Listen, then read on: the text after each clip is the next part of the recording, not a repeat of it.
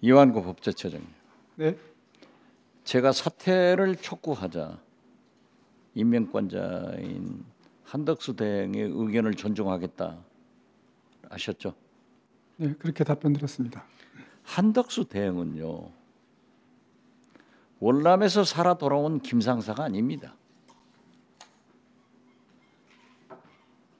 한덕수 대행 자체가 헌법재판소의 판결을 받고 결정을 받고 복귀했죠. 언제 헌법재판관 내정 통보 그리고 누구로부터 받았습니까? 구체적인 거는 정부 의사결정 내부적 의사결정 과정이니까 뭐 말씀드린 건 적절치 않고요. 네, 말씀드리긴 적절치 않아요. 통보를 받은 거는 무슨 그게 무슨 국가 기밀입니까? 그저께입니다. 네? 언제 받았어요? 받은 것은 언제 받았어요? 통보를 받은 것은 그저께 예? 받았고요. 예? 그저께 받았습니다. 그러니까 어제 제가 발표되기 전날 월요일 날 받았습니다. 아니, 월요일. 전날이 언제예요? 월요일 그러니까 4월 7일이죠. 예? 4월 7일 날 받았습니다. 4월 10일 날? 7일이요. 4월 7일 날 이번 주 월요일에 받았습니다. 지금 보면은요,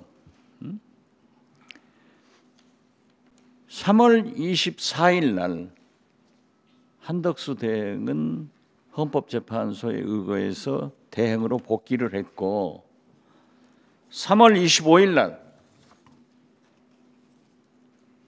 이완구 처장은 충청남도 천안시 동남구 복명동에 근저당권 설정을 깔끔하게 정리를 했어요. 아, 그거는요. 그게 위헌의 일치입니까?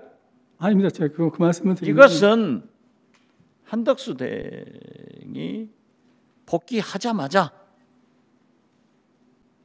윤석열로부터 지시를 받고 이완규 법제처장을 헌법재판관으로 내정했고, 그러니까 25일 날 이렇게 근저당 설정권을 깔끔하게 정리했다라고 저는 보는데 이건 뭐예요? 답변 드릴까요? 그거는 제가 그 3년 만기로 대출을 받았던 그 대출금인데 그 대출이 만기가 됐습니다. 그래서 대출 만기가 됐고 그 대출을 처음 받을 때는 제가 변호사로서 사업자를 갖고 있었기 때문에 그 사업자 대출을 받은 거였는데요. 제가 법제처장 되면 이제 사업자 등록이 없지 않습니까? 그래서 사업자 대출이 안 된다고 그래서 처장. 네. 5.18 유공자죠? 맞습니다. 네? 5.18은 전두환, 내란, 쿠데타 주역을 인정하지 않는 그러한 의로운 학생으로서 활동을 했기 때문에 유공자로 인정받았잖아요. 맞습니다. 이런 분이 전두환의 내란과 윤석열의 내란은 어떻게 다릅니까? 윤석열 내란은 잘 아시다시피 헌법재판소가 8명 만장일치로 규정을 하고 파면을 했어요. 또 법제처장은 노무현 대통령과 검사의 대화에서 합리적으로 인사를 해라 하고 인사권 돌려주라는 얘기도 했죠. 네, 그렇게 말씀드린 적이 이러한 일을 한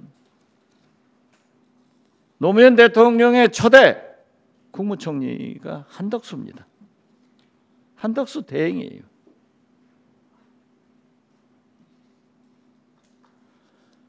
또 처장께서는 윤석열 전 대통령의 변호사도 했고 김건희 변호사도 했고 장모 최은순 여사 변호사도 했고 소위 집사 변호사 아니에요? 그 의원님. 그리고 우리 법사위에 나와서 법제처장을 간두면은 사인으로 돌아가서 조용히 살고 싶다. 그런 얘기 한 적 있죠?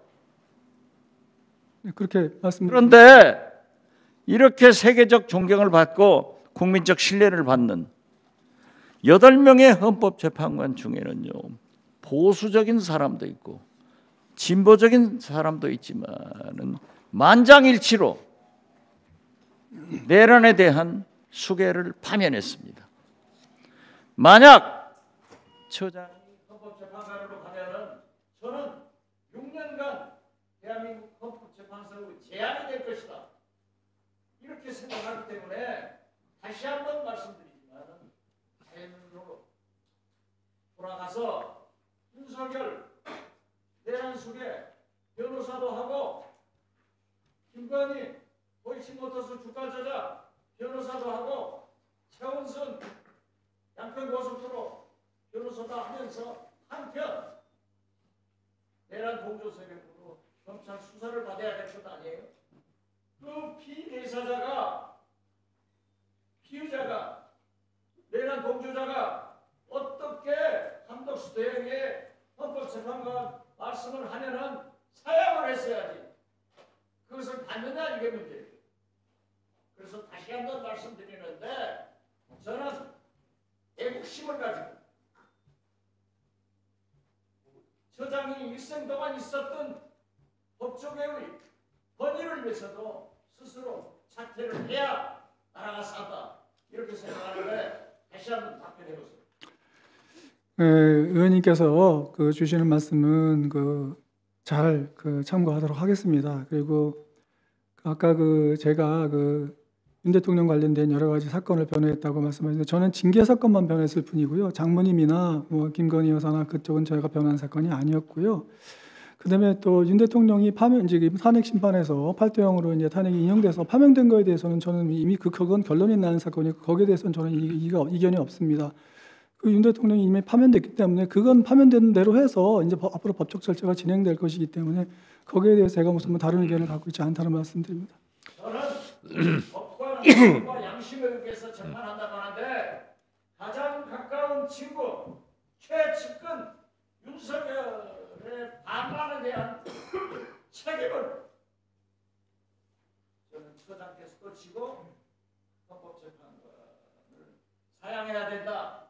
이렇게 말씀드리면서 다시 한번 생각해 보기를 바랍니다.